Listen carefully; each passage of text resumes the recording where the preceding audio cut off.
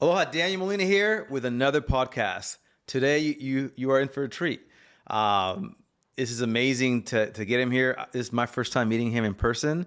And so I follow him on Instagram, shares a lot of knowledge and history and just kind of trying to bridge the gap of the tension between Hawaii and America and cultural practitioners and everything farm and just Hawaiian practitioners, how I see him. And I love a lot of stuff that he puts on the Instagram and really social media and the documentaries that he's always a part of and people walking around. So Elijah, welcome, brother. Hey, bro, it's beautiful to be here. It's an honor. Mahalo for having me. And I'm looking forward to a good vala'au. Yes, sir. And so he speaks a lot of Hawaiian, so a lot of times I'm going to be like, hey, what does that mean? But man, it's so good to see you and meet you. Obviously, it's funny because in the social media world, or really when you're the limelight, people kind of come to you as like they know you and you're like, who are you? Oh, I follow you. But they talk to you like you're supposed to know them. Yeah. Because we put ourselves out there. Yes. So they know a lot about us, but we know nothing. And so it's kind of like, I feel like, oh, I know a lot about you. But I really don't, right? Right? And so today is the hope to bring that out. Like, who are you? Who is this person that was a little kid and the dreams and you know the talents and gifting, and then kind of where you are today, where I feel like you're an influencer, not on social media, you're an influencer in this island, and you're a voice for the Kanaka, you're a voice for the Hawaiian practitioners, and so kind of hearing that story of how you get there. And so before we get to where you are today, so tell me, obviously you're Hawaiian, right? Yes. But that's not even the right words, Kanaka Maori, right? Aye. Right. And so tell me where you're born, kind of some stories between born to high school. Aloha mai kākou, o wau Elijah Kalā McShane. Spent all of my life here in Oahu. And, it's always interesting when hanging out in public and seeing different people. It's always good fun because I have always been a person of aloha. It has always been a gift of mine that I feel the spirit of our kupuna, the spirit of Akua put in me to be and to embody and to live and give. And so it's always an honor for people out there who like see me in public. Please come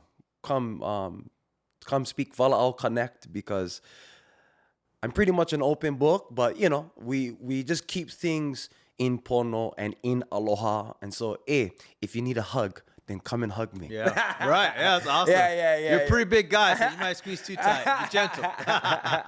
I spent all of my life here in Oahu. Half my ohana is in the homesteads Papakolea. We actually stay on the bottom of Papakolea on Anianiku Street. All of my ohana been there since in the late 50s. Oh, wow. But then I have a whole lot of roots that actually stem out of Papakolea, stem out of Honolulu, as well on that space of my ohana from Haleiwa. And then our Tutukane side, he's a De Freitas. So his papa, he came to Hawaii in the 1860s through each of the islands of the Azores in Portugal. So all Portuguese, Hawaiian ohana on that side. If you see my aunties and my uncles, they all look Portuguese, because the Portuguese, ate our blood strong, yeah? Yeah.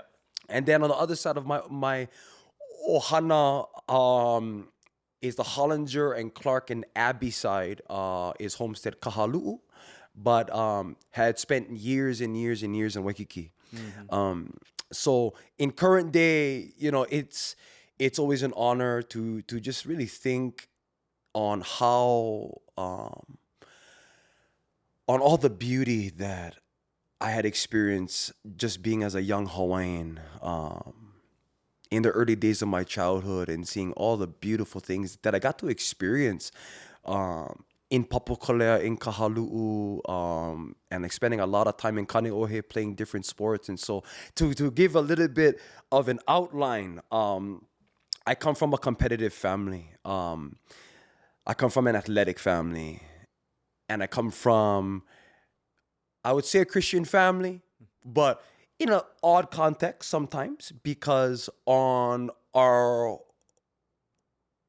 Ohana Papakolea, almost all Adventists, And then in our ohana on the Abbey side is all Catholic. Oh, okay. And so we had a lot of experience in like the context of religion, but like we never really fully integrated the Ike Hawaii and the culture that is of Hawaii and the beliefs and practices of the church as one. And so it was always kind of interesting being a Hawaiian, experiencing things in that way.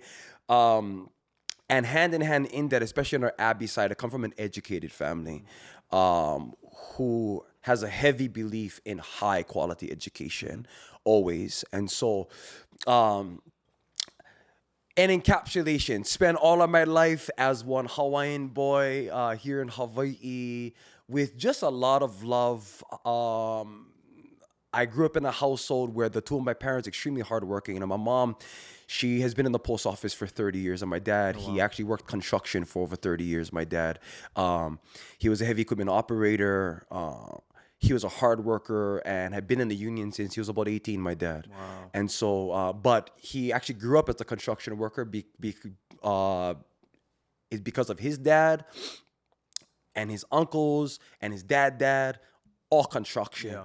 So hardworking hands. Yeah. Yeah. And having a big influence in my life, my dad, with how to apply yourself in a way that it's through hard work with the two of your hands that really brings out the character in who you are on an everyday basis. And so I grew up in that kind of ohana. But I have an older sister who is about 8.5 years older than me. I have an older brother who is 1.5 years older than me. And then I have a little sister who is about 3 years younger than me. And so real intimate Hawaiian ohana, athletes, school, always in competition, and a whole bunch of extended ohana. I get plenty cousins, and we're all the same generation, same age. And so we always grew up just having good fun. And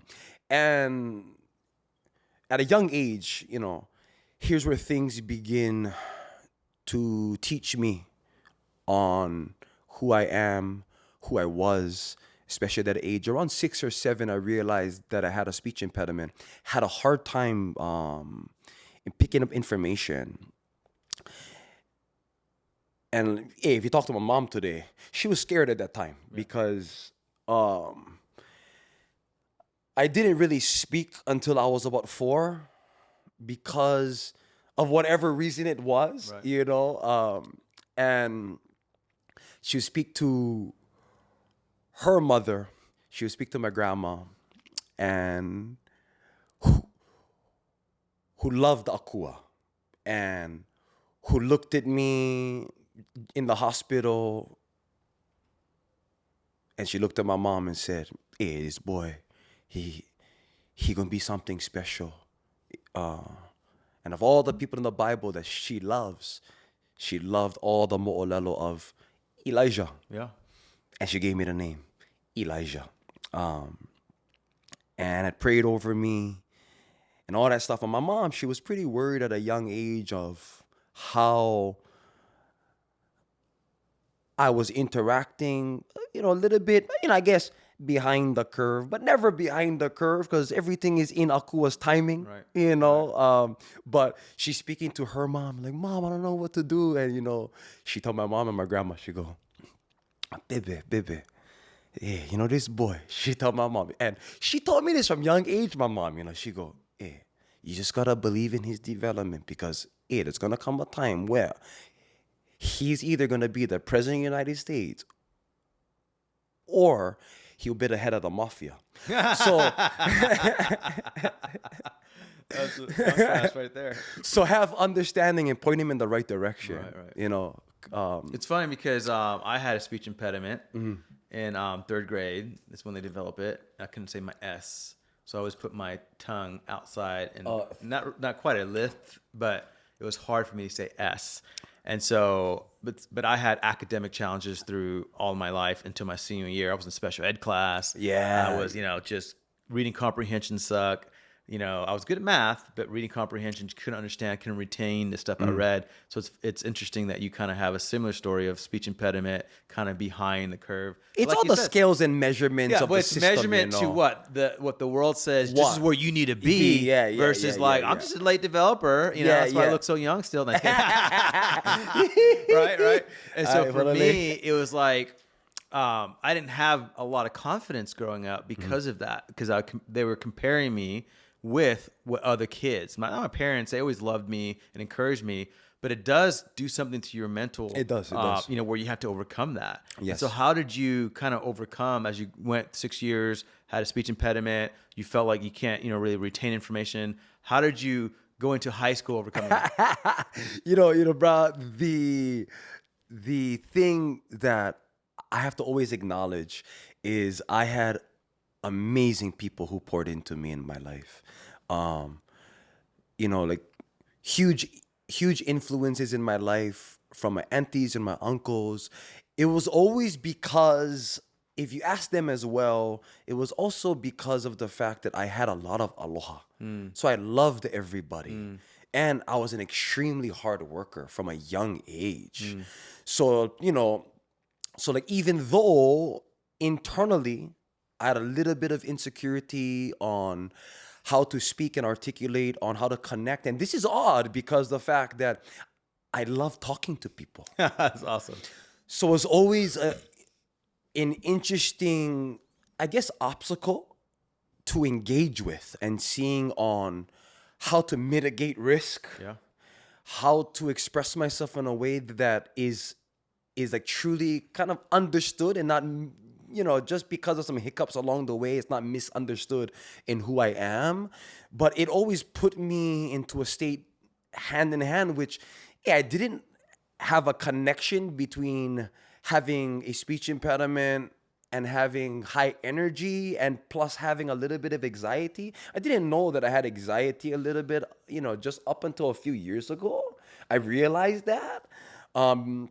And it was actually also because I spent years in a high performance environment all the time. So I'm always playing sports, a high achiever in every way. But having a speech impediment had always played a role in the internal storyline I told myself about particular things, just because I didn't want to be embarrassed, humiliated in particular areas. Because I grew up in a competitive environment, I did have people in our ohana who would belittle me sometimes and demean me sometimes, and I didn't understand, because having a speech impediment, I didn't choose. So it hurt me sometimes. I just didn't have understanding of how people who I love and I care for, and who expressed to me that, he loves me. But then if we get into a little bit of contention, and, we get into a little bit of an argument match, or just a thing that, I made a small mistake or something, and I couldn't articulate myself, Right. I would always get pushed to the side, and this speech impediment had been used as basically a tool to control and rule over me. Yeah, a weapon to you. And I didn't understand how people could do that. So what age, because obviously you speak great, and you would never guess that you had a speech impediment. You would never guess that you struggle academically at all, because you're very educated, well-spoken, and you articulate well. So at what age was there a shift of you taking all that negative energy and then not allowing you to go to the head of a mafia, right? like at what age did it change for you? Like what made you start having confidence? So, bro, I played football all my life, and of all of the positions, I played football because I was team leader, I was team captain. I played quarterback. Oh, wow. But I couldn't call the plays. I couldn't call the plays. Okay. Because, bro, we're in the middle of the game. Yeah. I cannot talk. Right. I'm like in the zone. I can't articulate nothing. Right. Yeah. And so my teammates had to call the plays, and I'm quarterback though. And the interesting thing had always been, is that the spirit of Akua had always proposed a pathway for like truth and light and opportunities to be who I am in all colors, in full color. Yeah. And to do well. So, and it was because of my hard work ethic, yes, but in every way of life at a young age, to always be of pure heart, to always be of pure intention, and to treat people good. Even if people aren't able to express themselves in a healthy way, it's our duty as people of Akua, as people of Hawaii, that if there's hardships, embrace them, have that integration, and if there's that hurt that hits you and comes to you,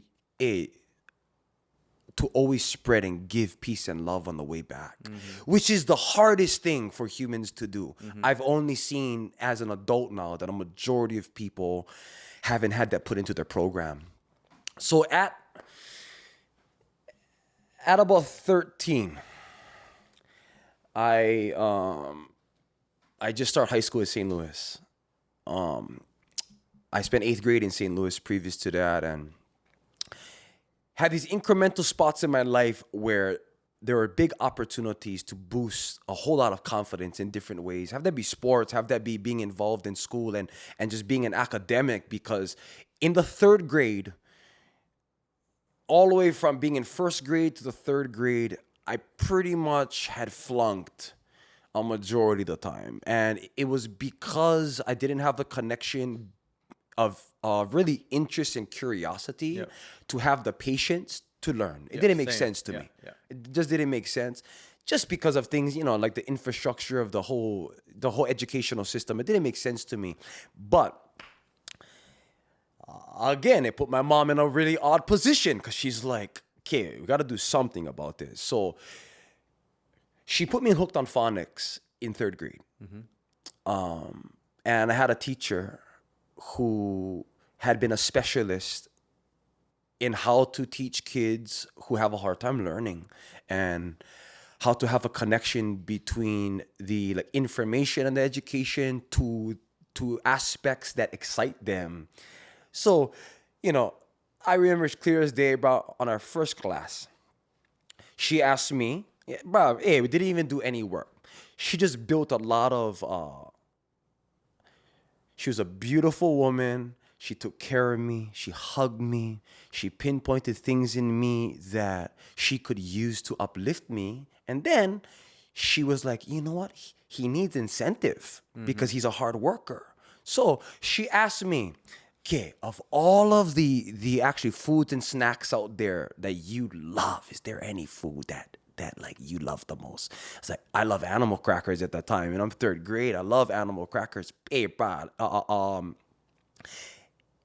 especially each of the ones that had like a coating on top with good cinnamon and sugar. I was like, oh, I love that so much. A couple of days later, I come back to Hook on the Phonics tutoring. She has this huge tub of animal crackers for me. Yeah. Which in today's world, I realize as well, this had acted as a huge turning point in my life, because she taught me that for me to do something, I need an incentive. Yeah. That inspires me into action. Animal crackers, but in current day in life, I have different animal crackers that really still inspire me.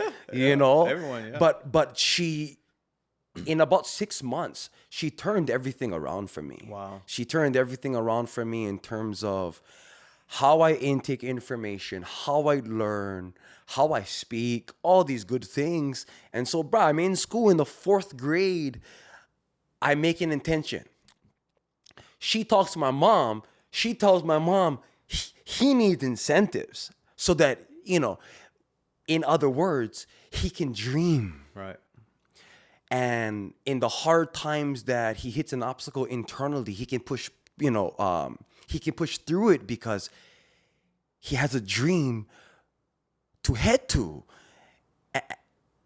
and to apply himself in a way that he can achieve that particular dream. Right. The way I heard it, Changed everything. the way I heard it is, without a vision, people perish. Yes. Right.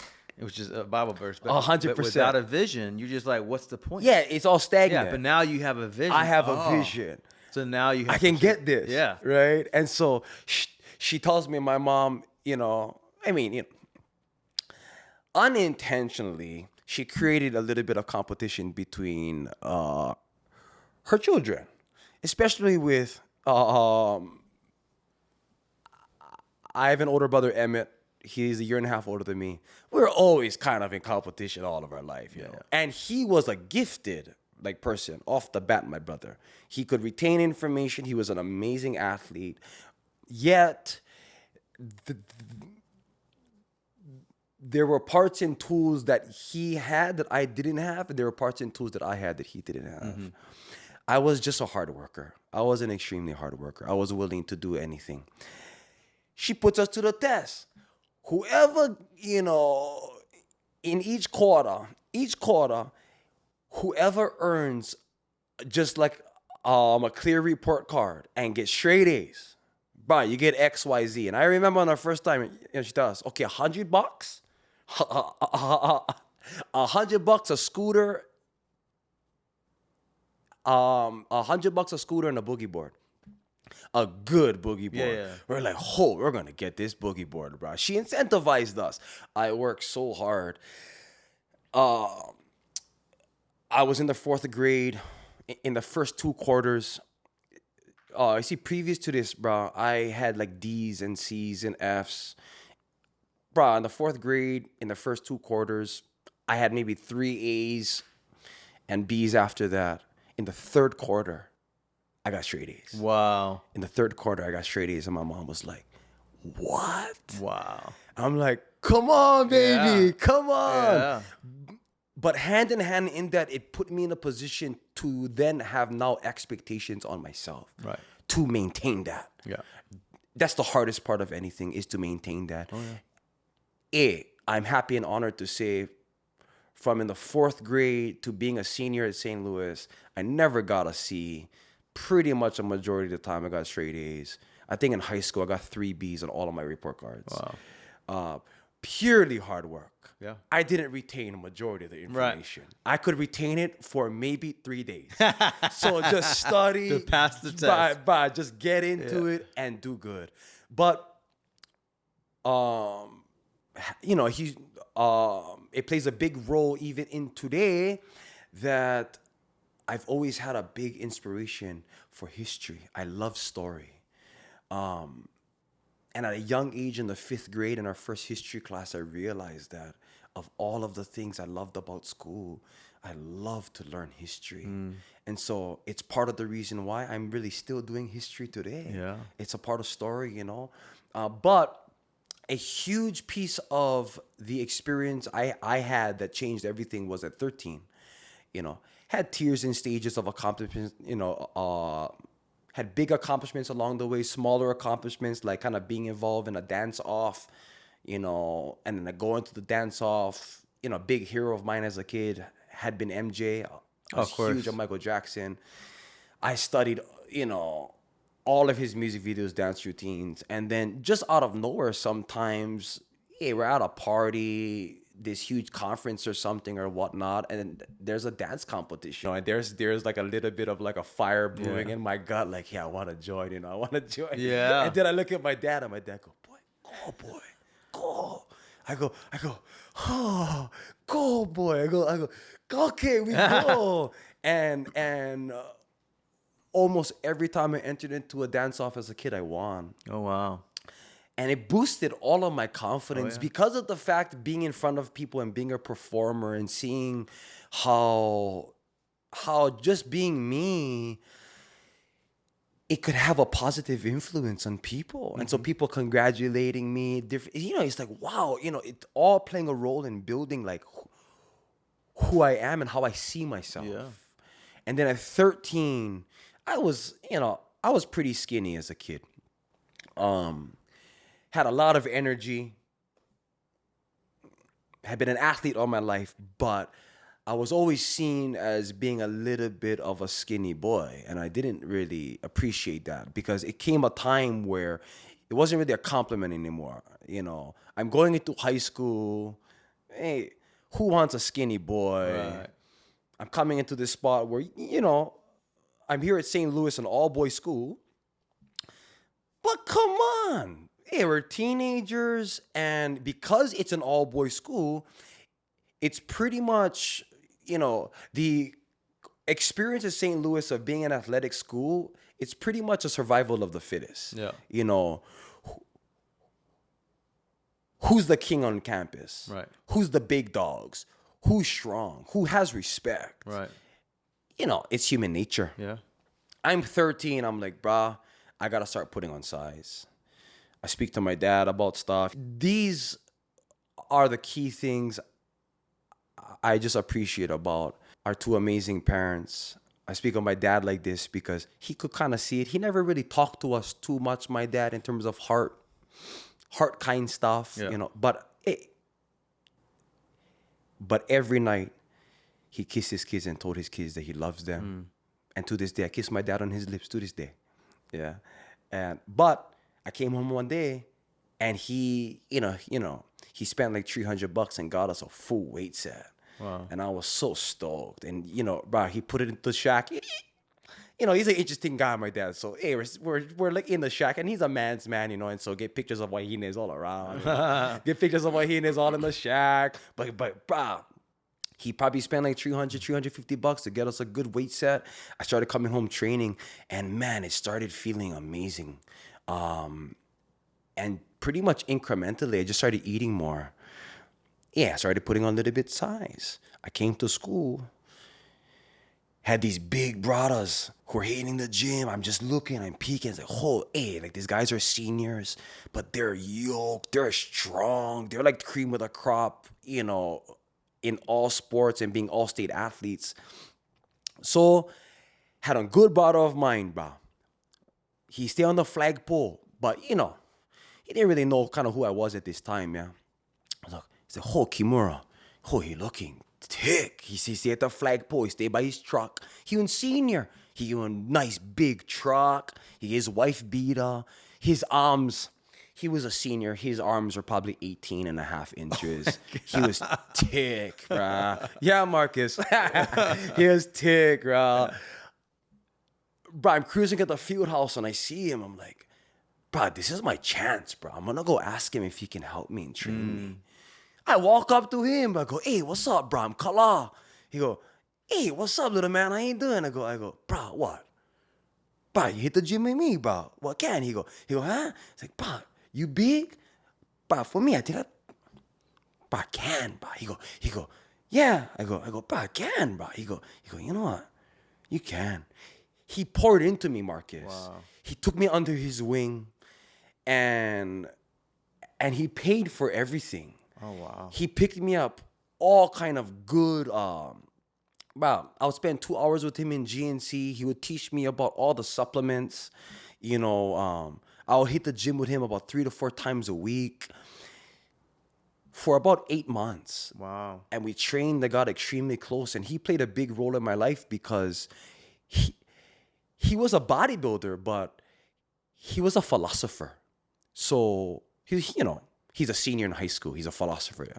But his thinking and how he poured into me to actually see things in life and on how to have that integration between hitting the gym and how hard work all integrates into every aspect of life, and that can be all incubated and developed through training. Right. And through hitting the gym consistently and to push and push and push through all limits.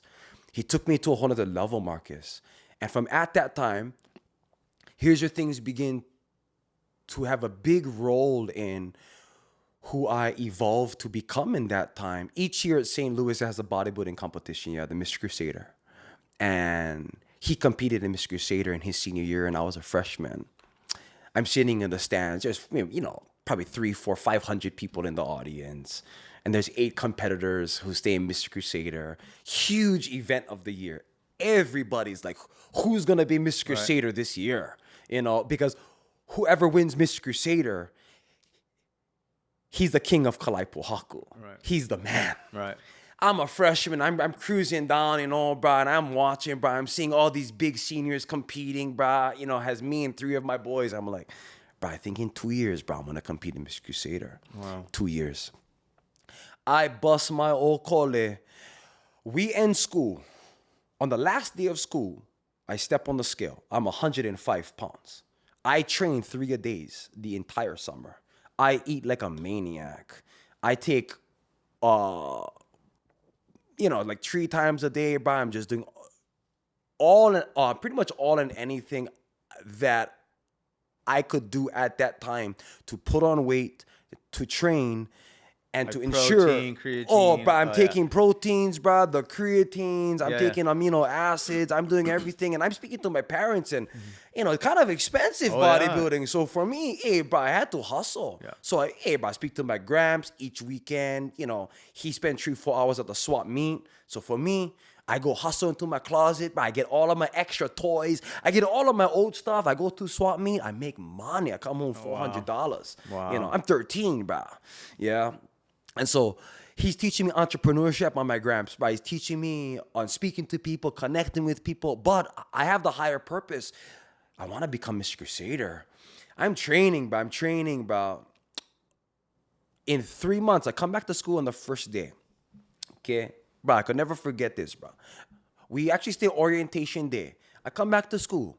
I see my classmates, and my classmates goes, oh, Kalā got yoked over the summer. Hey, for me, I was like, I'm not too sure on if I hop on the scale, how if had any improvements in my weight. On the first day of school, I hopped on the scale and I was 155. Oh my God. I put on 50 pounds in 3 months. Wow. I put on 50 pounds in 3 months. And so, bro, I made big improvements. I'm still a teenager at this time. I'm super young, bro, but huge boost in confidence because of how I trained. I think at that time, bro, on flat bench, I could do 315 for 3 to 4. I was still 13. Wow. So super strong. I come back to school, things change. I'm making huge improvements, and then have this opportunity to head into school in leadership positions. The people who were the teachers and class advisors had pulled me under the wing, had poured into me, and so in this particular year, had the chance to actually be our class president. So I was class president. Hands in different pots of leadership. And then it hits around March. The space and time of Mr. Crusader is at the ending of the school year in May. I'm 165 now. Wow. I'm getting bigger. I'm training. I contemplate on entering Mr. Crusader this year instead of in my junior year. Wow. I want to enter this year. I train. Sophomore. Yeah. I train. All seniors enter Mr. Crusader because that's the thing. Everybody who's a senior is going to enter because everybody's bigger. I'm 10th grade. I'm the only guy who's entering Mr. Crusader as a sophomore. I'm an underdog. But everybody's rooting for me because he's 10th grade Kalā. I'm cool with everybody. Bro, you ask all the seniors. I'm cool with all the seniors. I'm 10th grade. I enter Mr. Crusader. I win my first year. Wow. Changed everything in my life at that point. And then hand in hand in that, in our junior year I won, in our senior year I won. And then had this big, just space and opportunity of being if I'm not mistaken, it's unbroken to this day. I'm the only one who won Mr. Crusader 3 times in a row in the history of St. Louis since about 85. And had some offerings to head to play football in college, but I just wanted to stay home, bro. And I wanted to bodybuild. Because of all of the sports I played, it was awesome, but the team sports was hard because of the fact that it didn't matter how hard I worked. It was dependent on the entire team. Yeah. And I always had a hard time with that because if there's anything I did know is I could outwork anybody. Yeah. But if the team is not gonna be kind of, I would say equally as hardworking. It's a gamble. Right. But in all the individual sports, I always did good. So I stayed home, I bodybuilded, and I kept competing. At the ending of high school in my senior year, had an opportunity to actually be inside the so each year it had this other competition for all of the guys in high school, all the different high schools, to come together and compete, to actually be, to like see who is the person who is the cream of the crop in all high school bodybuilding. And so in our senior year, I entered and I won. And so just big, I'm in this time of seeing this like big achievements in bodybuilding, and I'm seeing that it's playing a big part in who I currently am and who I'm becoming. Right. And I began to see that, hey, potentially there's huge success for me here. Big success if I just keep going. Had this goal to actually become a pro bodybuilder. In Hawaii right now, there is only a couple guys who turned pro, but in open bodybuilding, had nobody who turned pro as a Hawaiian. I was aiming to be the first. Started competing, but 18 years old, I'm not gonna compete. And there's all these guys who, he's in his 30s, he's older, he's taking anabolics, and they're doing all these things. I can't expect to be a person who's all natural to head into bodybuilding and to win. Yeah. I can't expect that. Right. I need to jump on anabolics. It's a part of the game. I put everything to the side. I had scholarship offering. I put everything, bro. And if I'm going to choose to do this and to put all of this to the side, I have to be interested and willing to take a little bit of risk and to go there. I had to make a crossroads decision, bruh, because, if I take anabolics, has no going back at that particular time, Right. I'm only 18. I'm speaking to people who are experts in the field. I hop on an anabolic cycle. But I'm eating clean, I'm being consistent in my training, all this good stuff. At 18, I was 185 pounds. In 11 weeks, I'm 235. Oh my God. In 11 weeks, 18. Whoa. And how tall are you? Yes. You're 5'7"? Yeah, ish around there. Okay. So that's wow. but that's kind of big, and I'm 18 still at 235 and just an animal, but just a hard worker. And I still love people. So it's not anything like I had this big ego trip on like who I'm becoming and I'm better than anybody. But I'm just being the best that I can be. And I'm pushing myself to the limit. So I keep competing. And for about 8 to 10 years, I kept competing since age 15 up. And I put bodybuilding to the side after that because it just started getting a little bit too unhealthy. And was putting me on a path that I felt hadn't been in alignment to Akua, to truth, and to the Kuleana that the spirit of my kupuna put me on this planet for. So I put bodybuilding to the side. But if people ever ask me of all things that played an influence in who I was in that time, it was all those years of huge aspirations to actually become a pro bodybuilder. Man, I learned so much about myself. And to choose to get out of bodybuilding, it was the hardest point of my life at that point because, bro, I built everything around it. 10 years of it. So at 25, you were done.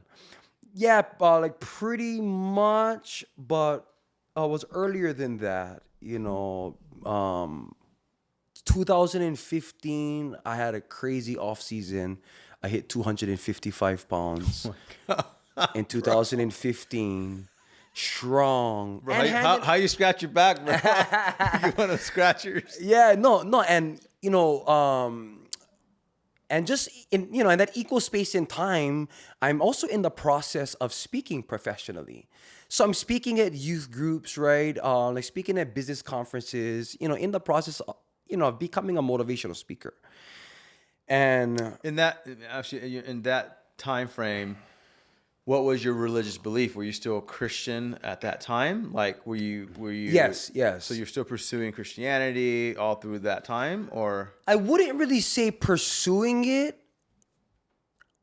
It was, still integrated into things in my life, but it was mediocre. Yeah. Um, because like I didn't have a full kind of understanding on the truth yet. Right. Yeah, which has principles, has like spiritual principles of truth in every culture, in every tradition, in different ways. I was at that time of being kind of more on the side of personal development. Yeah. Because it's like, hey, bro, get a lot of people in church, but a whole lot of people are still corrupted in church. And I'm like, I'm not gonna go into that particular space at that time. Right. But then I was coming out of bodybuilding and I was empty. Yeah. And the like spiritual spaces and options that I had access to, pretty much it was only church at that time. I didn't have any other access Right. to like healing myself and to have a chance to have an encounter with the spirit of Akua. I never really had that opportunity yet. And so, hey, I headed back to church at the Kingdom Man Conference and Inspire Church. This was 2015. And it was kind of odd for me at first, to express myself in this whole like spiritual way again. But it gave me an indicator that to express yourself holistically is who I really truly am. That I kind of knew in bodybuilding, I kind of started to lose a little bit because it was about competition, me, because all bodybuilding. Yeah. And I started getting lost, but then had an introduction into church again. And then everything in history spiritually has started to take place in my life with just immense healing of all the past wounds and realizing that a key reason why I got into bodybuilding had actually been because I was a little bit insecure in myself and I tried to actually build an exterior to earn people's respect. So the pure intention hadn't fully been there. But I didn't know it at that time because I was still immature in my own age. Right. I couldn't see that. But because I was in that spot of getting a little bit of enlightenment, and truth and understanding in who I was at a crossroads and it was hard for me to just overcome all these internal obstacles on my own. Yeah. But I was too prideful to choose to just, to just hop on my knees and to give it all to Akua. I was too prideful at that time. I needed a little bit of support. So I'm working pest control and I'm listening to podcasts. He was just in the beginning of expanding things on his podcast platform. Who I'm speaking about is Rogan. And he's speaking about things like his experiences on DMT and ayahuasca. He's talking about these things like how had a huge impact on his own consciousness. He was interviewing people who had huge experiences on spiritual plant medicines, on DMT, ayahuasca, and I'm like, potentially this could be a tool that I'm stuck. I'm too prideful. It's hard for me to like do this, to just speak to God and say, help me. I was blocked. I needed a little bit of help. I kolohea. So I also kind of curious. I speak to my brother. He had DMT. Oh, a good friend of mine. He had DMT. I kind of wanted to experience this. And this is a part of my life's path. Yeah, tell it. Yep. I speak to a few of my friends. I go, boys, I kind of want to do a DMT trip. I don't want to do it by myself. who wants to do this with me? I speak to my two good brothers. Bro, and I'm kind of in a depression at this time because I'm kind of stuck. Because you're I'm struggling. lost. You're struggling with identity. Yeah. Because your identity was in bodybuilding. Yeah, huge. Yeah.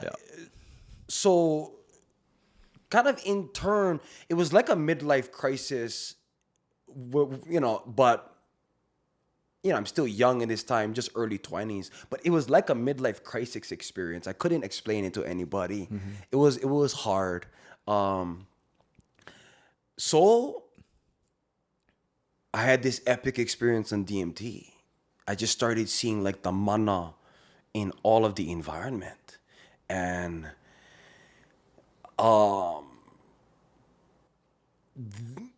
the expansiveness of the experience had been there in some ways, but like it wasn't the things that I expected. But a thing that it did do had an incremental like states of consciousness had an incremental shift and an opening that had happened in that half an hour experience, just an opening. And this puka had been a puka for the spirit of Akua to now have like a little bit of influence on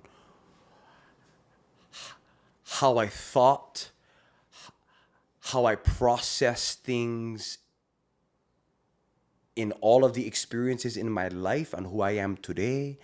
I'm in a path of getting to have an understanding of who I am in its entirety and seeing how to progress and how to move forward. And I didn't have any experiences as this ever in my life before. So I was scared, but I couldn't admit it.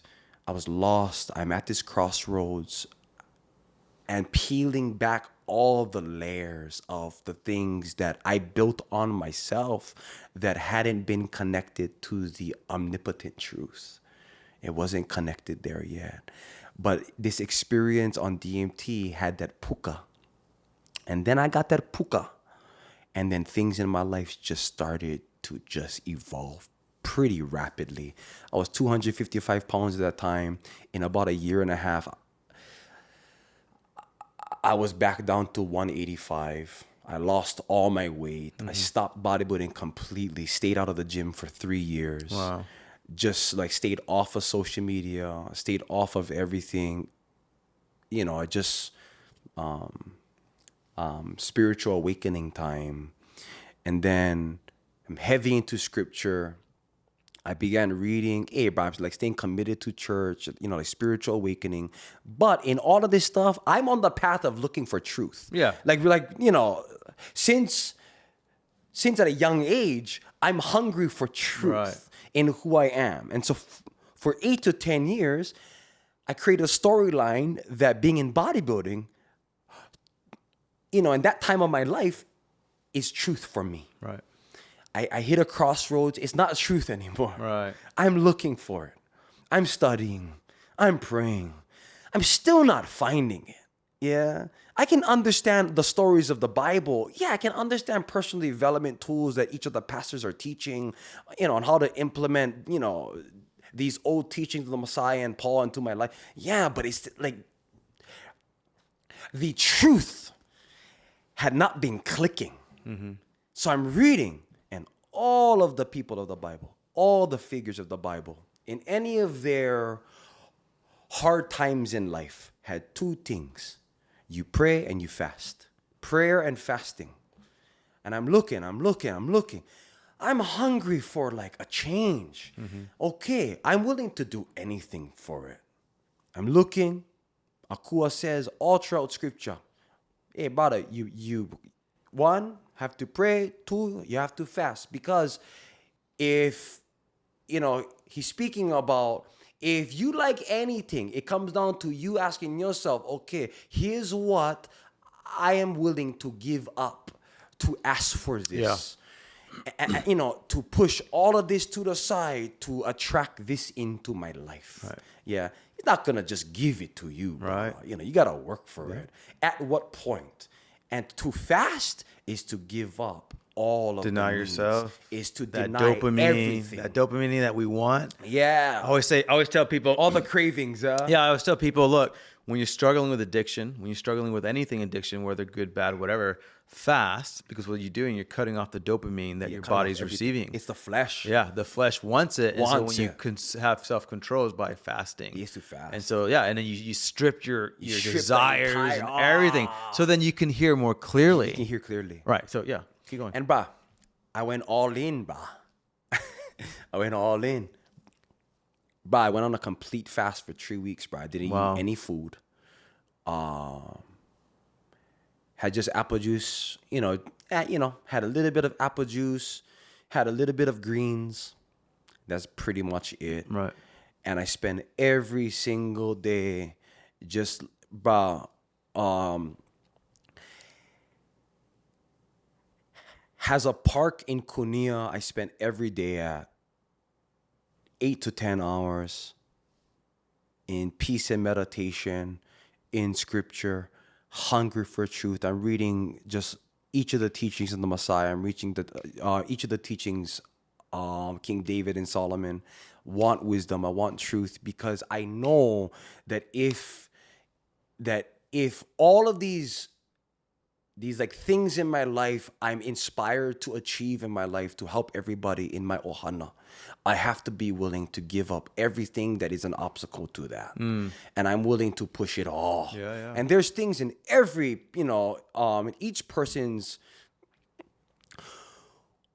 ohana, his kupuna line, each individual has an inheritance of karma all through his family. Has actions, behaviors, like things like, a whole lot of people in the Hawaiian community have huge karma of being in like heavy states of addiction. Yeah. And they don't know why. Right. It's in their line. It's in the karma. Right. It's in the line. So clearing all of those things that I inherited, I didn't really choose to take on. Right. I inherited. But I needed to make sure that, hey, bro, if I'm going to head into the future, I got to remove all this stuff and to truly become a person who is reborn. Yeah. In consciousness, in being, and in the flesh, and I gotta strip everything. So, bro, I spent 3 weeks on the fast, bro. I went from 185 to about 140 pounds in 3 weeks, bro. In 3 weeks, Wow. bro. Yeah, bro. So people in my ohana was pretty concerned. I'm losing weight, all this stuff, but I was crystal clear. Yeah. I was empowered. I got, had an opportunity in this space and time to actually feel the like spirit of God for the first time in my life. Yeah. Just spirit to spirit. Yeah. And then I wonder, this is why in the story of the Messiah, that even before he could go on his mission, he had a test to go into the wilderness, to fast and to walk only in Aina, and to listen to Akua. And, and then on his hardest times where he's at the ending of his journey, then he gets tested. Yeah. And see if the spirit is able to hold fast in the face of all, hurt and pain and adversity, to still choose the truth. Yeah. That made sense to me. Wow. That made sense to me. But you cannot fully understand it until you put yourself there. Yeah. I was willing to do anything. I went to this 3-week fast. I was getting hit left and right with tests, left and right. I was going to stay in the center. This is the core responsibility, because I know if I spend these 3 weeks, it can change my entire life. Yeah. And it did. Changed everything for me. But I was still hungry for more. So, spent this like big space in time for 2 to 3 years in a deep exploration on plant medicines. Oh man, brother, like big spiritual awakening, like in that fast. And then about 8 months later, brother, I did a full experience on mushrooms. Full experience. About 8 grams I did on our first time I did, which is a heroic dose of mushrooms. Then it seemed like being on the fast had helped me to have connection to the heavenly realm. And then on this experience of mushrooms, it really deeply integrated me into the earth, into Aina. I could feel the Aina for the first time in my life that I haven't felt before. And then it caused this huge awakening in being and to choose to be Hawaii. That in the truth of it all, I'm a human first, yes, but I'm also Kanaka equally.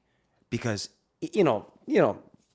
this earth suit, Akua and my kupuna had picked me spiritually and, to like integrate and put me into an earth suit who has Kanaka blood in me that is connected to Hawaii in a direct way. Then I knew that, this is what all of my teachers in 3rd, 4th grade who could see the spirit of like being he's a good Hawaiian. He's a Hawaiian. And then I realized that all of this like space and time, I was almost on the path of kind of being like everybody else instead of being Hawaiian. Like be Hawaiian. And there's many causes for that. Hey, I grew up in a great family, but a majority of people in my ohana had been decultured. And they didn't know. So I'm wondering why. How come I didn't know? You see, I'm still on the path of looking for truth. And the truth had came when I realized that at the core of who I am, first, I'm with Akua and all of my kupuna. But after that, I'm Hawaii. I'm Hawaii. And then I'm everything else. If there's no Hawaii, then all of this other stuff is just an ego archetype that is not truly who I am. I have to stay Hawaii. So you went to fast, and you felt like you felt a deeper connection with the Father, God, Akua. And then so before I ask this question, then you went to shrooms, and then you felt like it connected you to the Aina. And then, and so when you're saying identity is everything, right? Identity is everything. And when you find out your identity, then you live off of that. So for me, when I say my identity, I am a son of God. Yes. No one can strip that away. Yeah. I'm a father, but if God awful reason all my kids are gone, I'm no longer a father on this earth. I'm married, I'm a husband, but if I divorce my wife, then I'm no longer a husband, right? If I'm a businessman or successful, but you can strip all those identities that I could put on myself, and then I have an identity crisis. And so for me, what grounded me in my journey was finding out that I am a son of God. And no one can take that away from me. And then when I receive, for me as a Christian, when I receive what Jesus did on the cross, the Messiah, and what the Messiah was trying to do, reconnect us back to the Father, right? From the time of Adam to the time of Jesus, we kind of was trying to figure it out. Disconnection, right? And religion, all it means is actually an etymology of that word is like ligament, is to reconnect, right? And so religion was just, Jesus says, trying to reconnect us to the Father. Yes. Right? That's what Jesus was doing. So through him, we can reconnect to the Father. And so once we reconnect to the Father, then we become adopted into the family. To the family. Yeah. So Hanai, right? Aye. And so for me, now that I know I am a son of God, my identity, no one can strip that away. So with you, when you say your identity is now Hawaiian, are you saying you are the son of God put into Hawaii to then help pursue the mission that God has you on this planet, to then share the aloha, share love? Like flesh that out a little bit for me. Hand in hand in that, well, I would say on the other hand, it's not confined to the kind of infrastructure of thought that is in Christianity. It's not confined to that. And it's interesting because of the fact that one, huge population of our kupuna in the 1800s had been churched. And so it's almost integrated into every aspect of all of us as Kanaka, of being kind of integrated to being in the Christian church and Christian ideology, which, yes, at the ending of the day, in an objective standpoint, it's a thought system. Just in an objective standpoint, right? Whoever chooses to actually see, this A pathway, B pathway, C pathway as being the truth, Awesome. On just each of the steps on the pathway, I began to see that I had the hard time with in Christianity with its absolutism. That if these other people aren't in the truth of an acceptance of, like things in the crucifixion as being a gateway to Akua, then he's not really saved. He's not really a part of us, That was always a thing that had been confusing to me. But it was also confusing because of the fact that all of my kupuna who still stay on this earth as well, they're people who just love unconditionally, who take everybody in. It doesn't matter if you believe in ABC or did X, Y, Z. Boy, you come, boy, come. I take care of you. Come. You're not gonna ask no questions. And through experiencing that in example, which interestingly enough is actually really Hawaiian. I thought that it's really of Akua. It's so pono to do that and to have acceptance of people on every area of their path. And then if you look at the stories of the Messiah, that's the same thing he did. Accepting people, even though prostitute, thief, this bugger stay on the cross, you're next to a thief, and everybody's saying, this guy, you're gonna die. And the Messiah look at him, brother, I love you, brother. That. So all of the other stuff, I've come to learn through just, to having understanding of history in the Roman Empire and the huge infiltration of Catholicism, each of the teachings kind of getting miscued in things in the Roman Empire, that all of that played a role in the original truth. Yeah. And I come to see... And changing. And to like choose, yes, is to choose to have a pure connection to Akua, to the spirit of the source, which also comes down to how you define Akua. Yeah.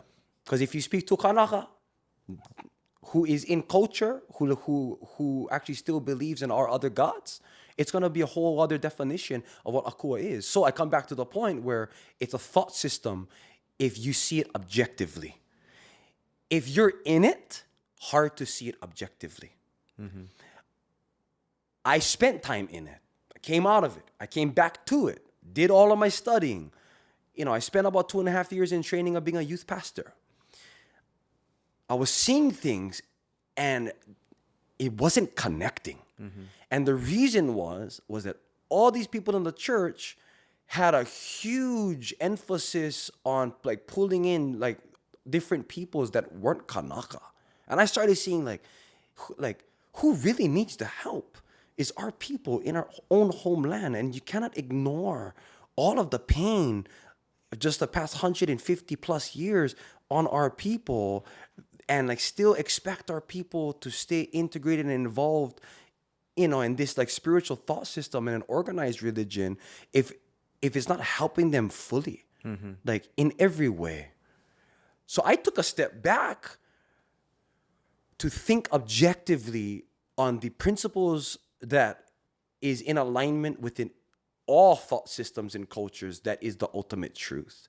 Because there is a consistency between the teachings of the Messiah. And I'm not talking about the like teachings of Paul.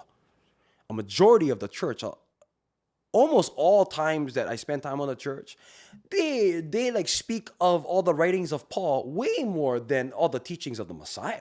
They're always talking about Paul. But Paul, he was kind of a hard brother, before. He was killing everybody before Manas. Yeah, and then he had this huge experience when like speaking to Aku on the road to Damascus. He gets this big experience, but he was a Roman citizen. He grew up in the Roman culture. Yeah. He had understanding of these things. Who put together scripture? Who picked and chose all these things? And we can always say, hey, it's because the like spiritual hand and influence of Akua had been on all the authors in the Bible to put things together in. Yeah, okay. But if you think about the culture of Rome, these guys had an agenda from the jump to control everybody, right? And there was people who were like Eastern Orthodox who didn't agree. And so they had, his own thing in Egypt and Africa wise. But the people of Rome had all of their own thing. And so is the putting together of scripture the hand of God? Or, or is it the hand of the Emperor Constantine? So Constantine, well, you need to read this book. It's called The Pagan Christianity, if you haven't read it yet. And it talks about the shift in Western Christianity, right? Started with Constantine, right? Yeah. When he got the church out of the homes and he put it into the temple. Yes. Because what Constantine, whether he had the right thought process or not, all the pagans were worshiping their god in their temples. And then Constantine says, well, no one's going to respect Christianity because we don't have a temple. Exactly. So let's create a temple. Let's protect the Christians. No longer will the Roman persecute them. Now we're going to give you a temple. And then that's where we kind of have Christianity start and birth. Or pagan Christianity, you should read it, or audio, whatever. You'll like it. So then your walk comes from Christianity, dive in deep, gave it your all, then experience some constraint with receiving and accepting people, which kind of you didn't understand how the church was preaching that, what Jesus was teaching, this acceptance of people and showing the love God with all your heart and love your neighbor as you love yourself. Yes. So then you kind of birthed a way where you still believe in the teachings of Jesus. Was Paul really, teaching the same thing as Jesus or not? Yes or no, I don't know. But you're kind of seeing it more of a holistic, where you see the Bible part of your experiences of who you are today with Hawaiian history, Hawaiian culture, some Bible, some maybe Eastern beliefs, maybe from Buddha or whatever. So you kind of experience a lot, and you kind of make to where you feel like the truth that you have today, still seeking the truth, but that's where you are today. Am I kind of framing that okay? Yeah. The has some key points in this that is crucial, because a huge population of people on this planet is still looking for the truth. Yeah. And are still having a hard time on how to exist as a human. And I've come to learn that all people need are tools. The spiritual principles and tools that are always in place. So these keys, the keys to the kingdom. Because why? He says what? He says, if you pray to Akua, this is how you pray. Our Father who art in heaven, holy be thy name, your kingdom come. Yes. Your will be done on earth as it is in heaven. So instead of speaking to his apostles and disciples and staying to teach people to actually stay on earth and pray and pray and pray to go to heaven, you pray to bring heaven to earth. So if the consciousness of Akua is available to us, then we as individuals have access to the keys to bring all of that mana into our own personal lives, to experience it in the consciousness of the Christ. And so for me, in taking an approach of that is objective, still deeply spiritual and interconnected to the truth, it's pushing away all of the excess, spiritual fluff that is usually put on a student of any religion, which is the kind of extra things that is put in every culture. Every culture has it, right? And so for me, I look at the principles and see if these principles are consistent within every other culture. Because if us as people, if you look at history, the biggest thing for the past 2,000 years that just split humanity apart is our belief in God. But not our belief in God, in our God. Yeah. So is our God the only? Who says that?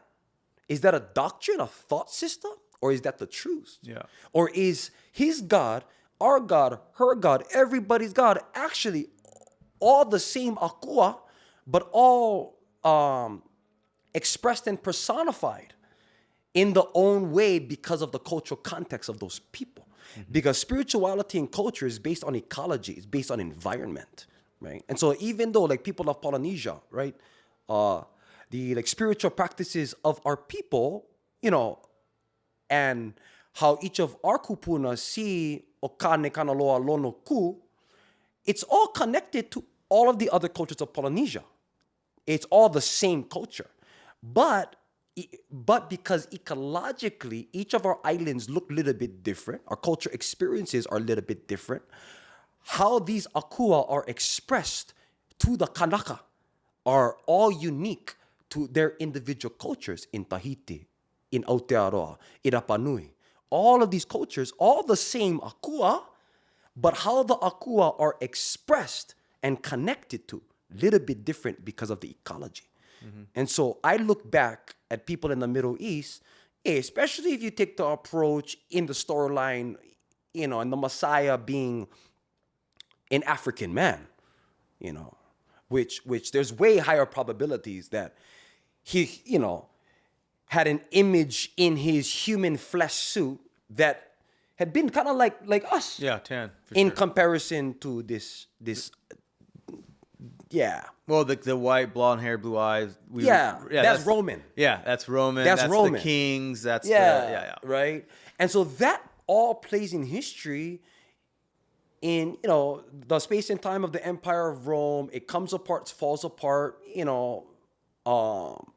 About 1800 years ago, and then it goes into the splitting apart of the kingdoms of Europe, where each of the key leaders and lords in the Empire of Rome spread throughout all of the Roman Empire. They're still in charge of their houses, and they have the introduction of their own kingdoms. Yeah. And these kingdoms still have this huge root, which is Christianity, but it's Catholicism. Yeah. It's completely different.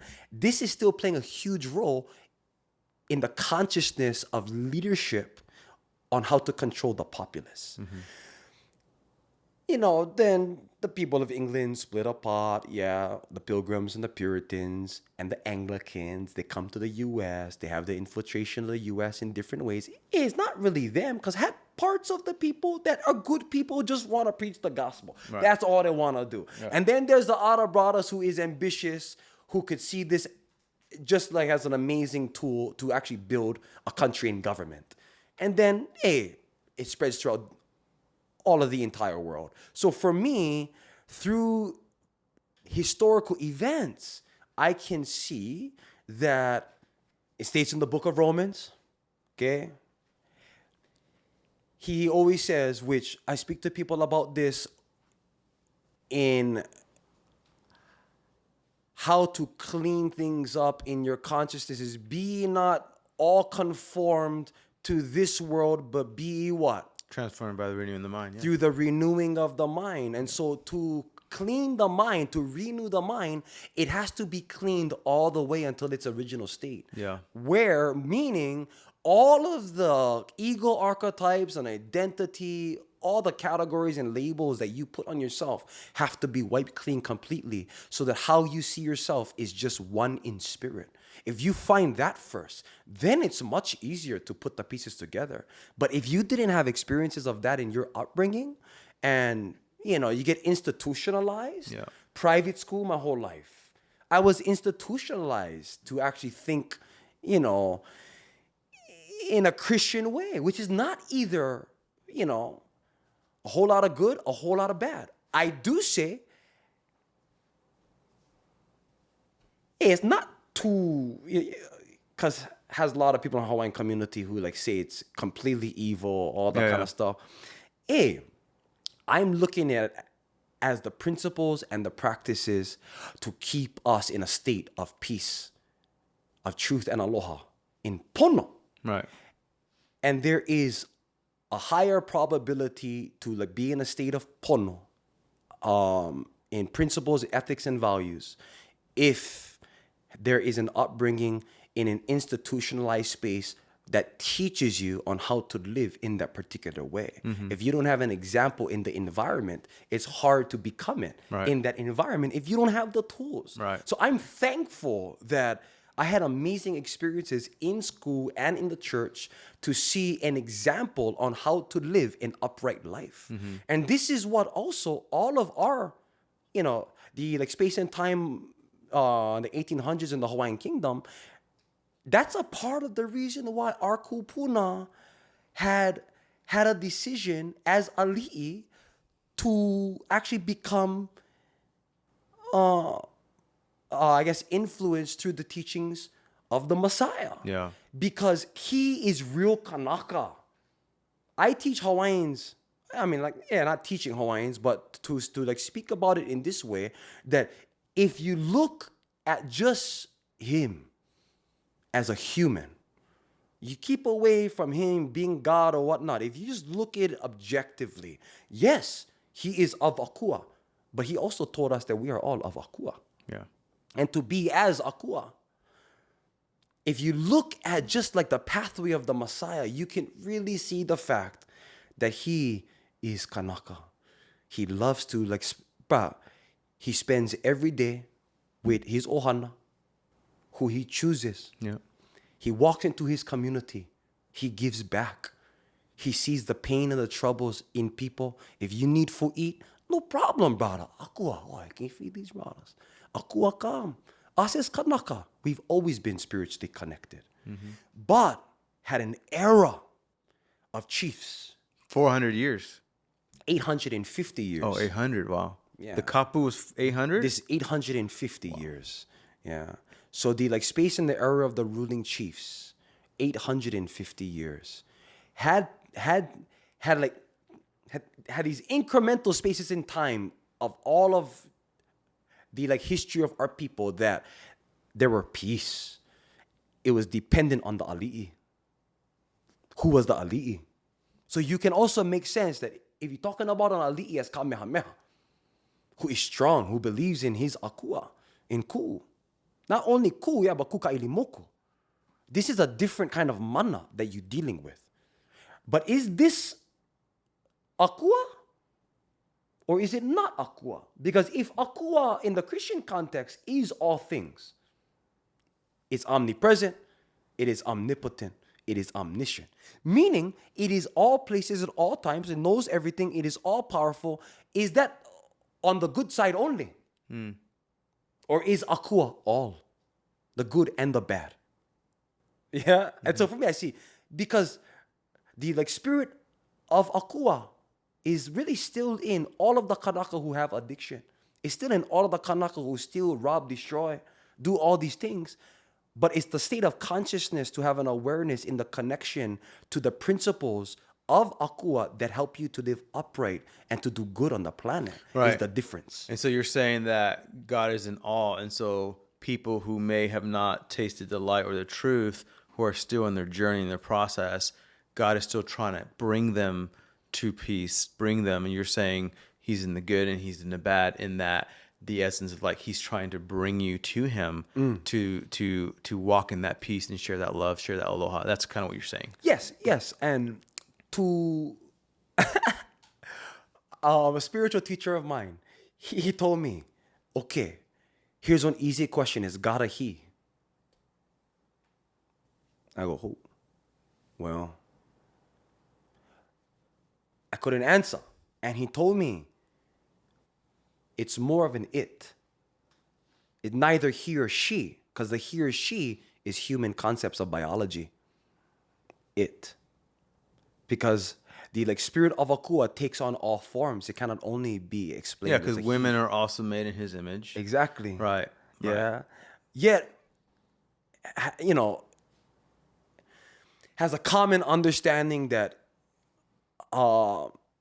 because he's Abba. Yes. But in its original meaning is not the father first. In Hebrew context of Ava, in the Hebrew context of Abba, he takes on a role of being the source of all things before the Father.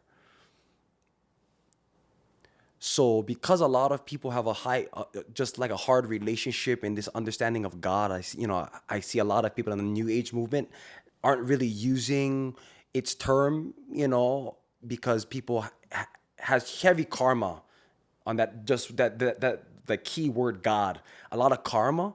So has a lot of people that stay in like spiritual spaces on the outside of the church who like speak and refer to the Spirit of God as being the source of all things, which is more closer, I think, to the truth.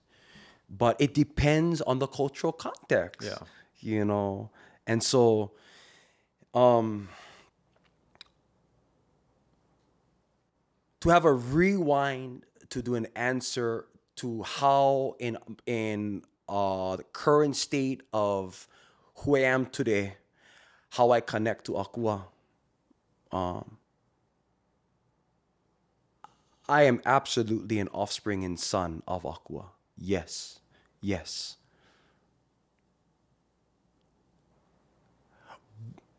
Hand in hand, it also means that in being an offspring and son of Akua, then it gives me access to the spiritual power of Akua in the earthly realm, and to have connection to all that is. If Akua is all that is, I'm connected and ohana with all that is. If I see the spirit of Akua as just being a being, in a hierarchy structure, it's hard for you to see the, I guess, equality of all things being in states of oneness at all times, even the good and the bad. Because yes, has people just halfway across the world who are not experiencing things that each of us, like here in Hawaii, is experiencing. Yeah, there's occupation and that kind of stuff happening, and there's our own hardships, but just halfway across the world, there is millions of people who are in poverty, who are getting killed. So I asked myself, is that all a part of Akua? I would say yes, it keeps the balance. Keeps the balance. It's unfortunate, but at a degree, in human states of consciousness, you always have to have both, especially inside a material realm. It's always existed, even in the time of the Messiah, He's also a Kanaka because he spent time with all of his brothers. He loved to drink ava. He drank wine, but he loved to drink ava. He loved to pray. And he loved to help people. And he willing to give up anything for his people. That's real Hawaiian. That's real Hawaiian. And he lived in a colony of Rome under military occupation. Yeah. That's like Hawaii. Yeah. Almost same size. Yeah. Let's transition to, so understanding your journey, right? And there's things that we can agree upon and things that we probably wouldn't. But the part that I 100% align with you is the love and sharing that love, right? And it seems that you're loving God. And then, the scripture you quote, let heaven on earth as it is in heaven. So what's happening in heaven, which is peace, love, kindness, everything beautiful, let's bring it here, right? And so, of course, we could probably question, okay, now how do we get to that source? How do I connect to that source? How do you connect? And that's where the debate is. That's been for thousands upon thousands, is how do we access the Father, it or whoever, what people would call, how do we access God? And I think that's where the divide probably would be, okay? But that aside, here in Hawaii, when I think about me being Puerto Rican, I live here, and I feel like I'm a part of the culture here of learning, understanding the history of Hawaii. How does one coming here, because at the end of the day, every land in this world has been occupied. King Kamehameha himself, right? He united the islands by war or by trade or by peace. So himself used a colonial guns approach to conquer land, and then he unified. Right now, where the reasons for that, whatever. So every piece of land, America with the native Indians that were there, then the European, with the monarchy, they didn't want to be controlled by the king, came to America, and then America, well, really wasn't America then. It was kind of like people from the Brits came here, and then now took over America, right? Yeah. We kicked out Mexico, Yeah, right? The Aztec. So we can all over, Rome with the Europeans. It's all through our history of the human race, right? And so here, my heart is why I'm here in Hawaii is to serve, to learn. Number one, to learn from Hawaii, right? And then help restore the family, because I feel like there's an attack on the ohana, and then to restore the family, and then to restore Hawaii back to the roots, right? So then how do you get to your roots? Because I was sharing with you before this podcast, there's the multi-god, polyistic, I think it's called. And then there's monotheistic, which is with one god versus all gods. Cool, yeah. And then when you're talking about the kapu system for 800 years, which introduces many gods, where before it was one god that they worship, right? And so how, as Kanaka, what's the truth? Is it, hey, pull them away from all the many gods because really there's one god before the kapu system? Was that actually the kapu system truth? And in 19, the kapu system kind of stopped, right? Because the king had dinner with the queens of King Kamena the Great. And so when the kapu system ends, they burn all the temples and says, no longer are we going to worship these gods. So how do we bridge the gap from the Kanaka to which era do they connect with, right? Because Kanakas will connect to Pele and all the different gods, or is it the one god that the original Hawaiians, worship? The context is about 1100 AD, the coming of Pa'au, who is the high priest of Tahiti, but he's the high priest of Polynesia. He comes to Hawaii. He actually sees people who are already in Hawaii at smaller amounts,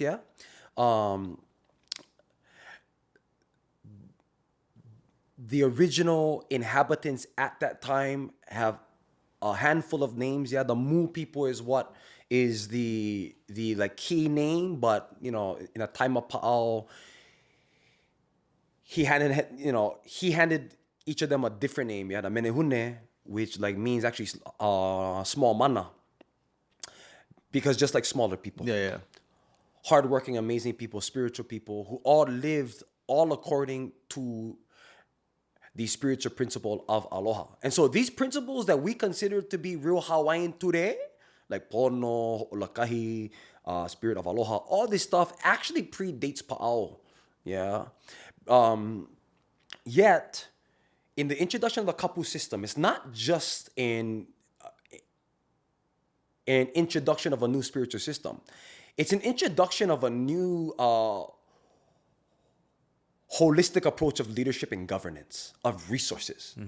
A majority of the kapu system is not really all about akua. It is because of the insights and connections to akua, but the whole kapu system is to keep things in balance. So has rules and restrictions to keeping things in balance, all according to how us as Kanaka behave and conduct ourselves in life. So has rules.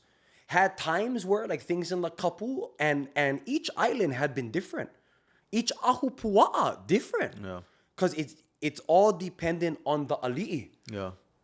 On who is enforcing. And so we're speaking about the space and time of Kamehameha. Who is a Kanaka who is trained as a kahuna, and his akua who he's devoted to just so happens to be the like spirit and the akua of Kukailimoku, who is of war, who is an embodiment of ku, who is a patron god, because there's Kane or Kanaloa or Lono Ku. A kumu of mine, he told me that the key gods of Hawaii is in charge of space and time in every aspect of the Hawaiian universe. O Kane o Kanaloa, from the earth to the ocean. O Lono o Ku, each year. Haku season and Lono season. Space and time of our akua. Now, each of these akua has offsprings and embodiments, who is actually called the Kini Akua. So the Kini Akua is all of the kinolau and embodiments of these Akua on Earth and in the cosmos, in Aina. In other words, everything has connection to an Akua, meaning that if I'm out on a hike, if I only believe the Spirit of God is only in spirit, or is the Spirit, or in comparison, is the Spirit of God expressed and embodiment, is expressed and embodied in all living things. And all of these things that is in the earthly plane have a name of the Akua that it's connected to. That is just the specificities of Ike Hawaii, is that all living things is connected to a specific Akua who is an offspring to all the main Akua. Has a layer to that though. All the main Akua is all connected in one, who I consider to be Io. All right, Io. I. So is the old practices and religion of the Mu people, it's not even a religion, yeah, it's a beingness. If the people who pre-Pa'au had believed in one Akua, and then Pa'au comes, he prosecutes kind of everybody. You know, you have 850 years of the kapu system, which we prospered in, is just in the times of, and it depends on the chief again, who was hungry for control, depended on the ali'i. Yeah. Because there are a history of amazing ali'i where his 85-year reign didn't have any war.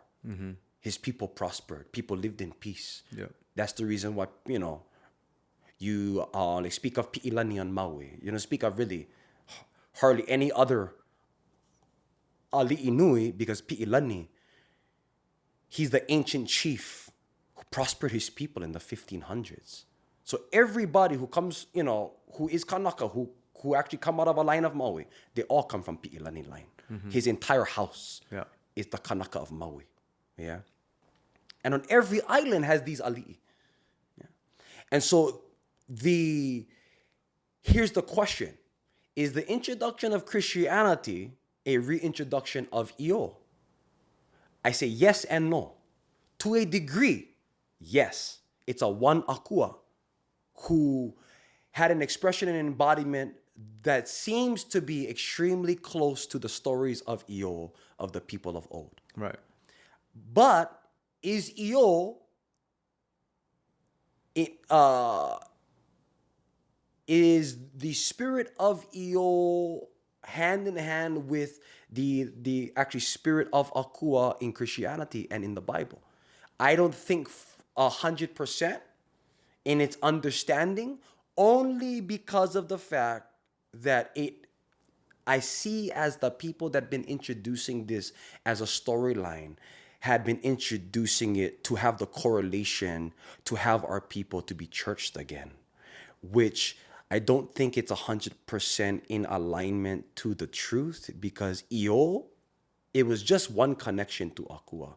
This is a whole nother storyline that had happened, but halfway across the road and originated in a total different culture. And so, yeah, it has always been a thing for like the missionaries and evangelists to see the stories of one culture and the teachings of Christianity, and seeing each of the commonalities to have the bridge to have people to be converted into Christianity. Is that pono? Potentially, if people choose it. Is it truth? I don't fully think so. In the current spot, I absolutely think that us as Kanaka are able to have a connection to Io, the spirit of Akua, the spirit of truth and harmony in all aspects of oneness on this plane, and to have that on the outside of Christianity. I think that because of the fact that just in the cultural context, it seems like it pushes us out of culture, because it holds a stance of absolutism. And if the absolutism in Christianity puts us as Kanaka in a predicament to choose either or, and there's condemnation on Kanaka who choose his culture first, then heavy internal conflict in our people, which has been like that within every culture. Right. Why? Because here is clearly right, here is clearly wrong. Are they able to coexist? Absolutely. A lot of our people have had beautiful spiritual lives in both, but it's often the people who like think in an objective way, who stay away from all of the extra fluff that divides.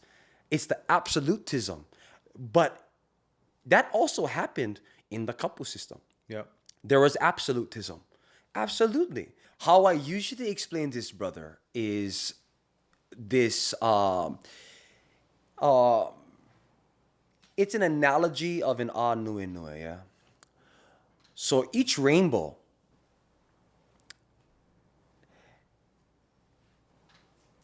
has all existing spectrums of color that is ever in existence. All, but all one. Mm-hmm. And that, you know, an example, if I'm red and I choose that I love being red to the point, I just gonna be red. It doesn't exist, bro. Mm-hmm. They all exist together. Mm-hmm. But every color had its own expression, its own beingness, its own embodiment, its own uniqueness. But its uniqueness is not apart from all of the other being together in one ohana. It's like in ohana, all connected in blood, but all of the information, DNA that is combined in each other is unique, but all the same information in DNA in the line, but all one. We cannot forget all one. This is for all of humans, all one. But it's also hard because to help people, cultures to come back to a state of being in truth, in connection and unity, all one again. Ho'oponopono needs to happen. There needs to be healing on an individual level, on a collective level. If I healed individually, it helps everybody that I'm connected to. Mm-hmm. On how I interact with them.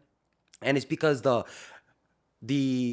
big integration of those principles to heal myself is going to clear all the pain, all of the hurt.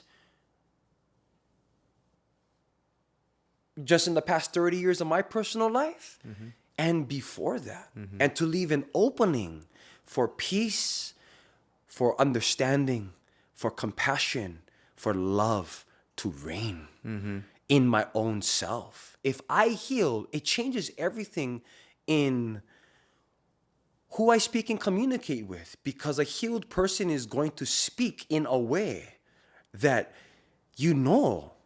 hey, he's of the light. But a lot of other people who haven't been through healing, they carry these burdens, all the sin, iniquity. You can call it anything you want. But that influences people's behavior patterns. It influences people's perspective on the world. It influences people on how to exist. Yeah. If you're in pain,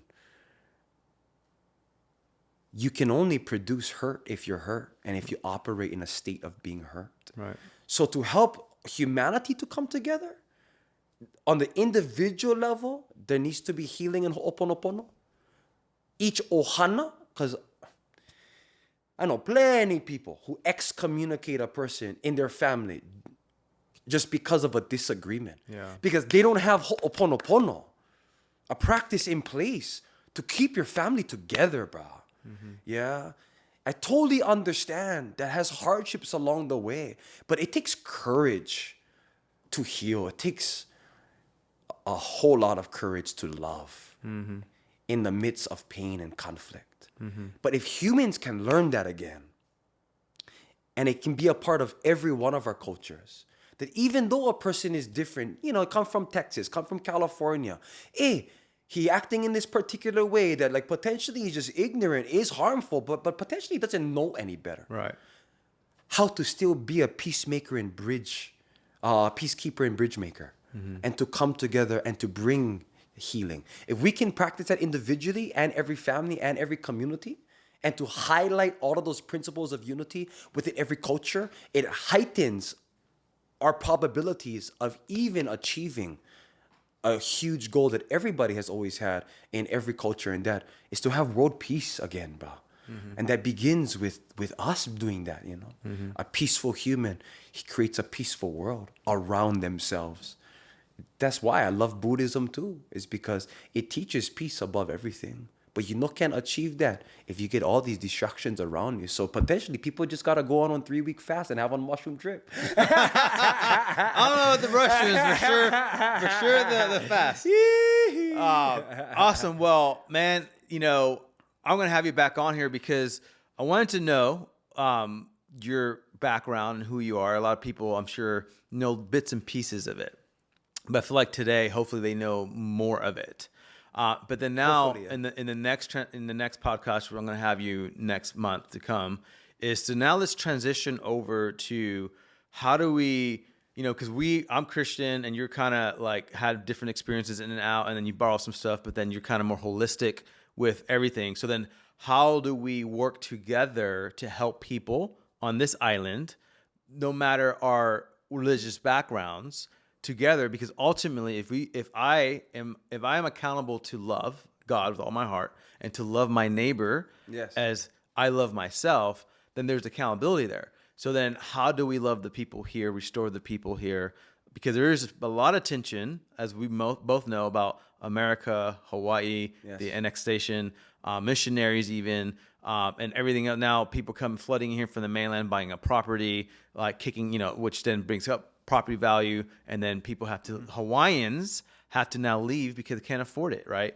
And so how do we now help stop that? How do we keep more Hawaiians here? Because, one thing that I love about Hawaii are the people of Hawaii, of course, right? And that's what I always say to brother is, Hawaiian at heart. Yes. He says, you may not be Hawaiian by blood, but you could be Hawaiian at heart. And part of me, even though I'm 100% Puerto Rican, love my culture, right? But there's also a piece of Hawaii in me because I grew up a little bit here, right? Of course. So the next podcast, I want to explore how do we work together, separating our differences, coming together in unity and what we do agree on to help people at the end of the day. Now, how we define my definition of love is to contend for the highest possible good in every situation, no matter what the cost is, even if you lose your life it's a good definition, doing it. Bro. It's a good right? definition. Thank bro. you. Right. And so that's my definition of love. And so if we can contend for the highest possible good, then let's do that together in the things here. Right. And so next podcast, how do we do that together? Now,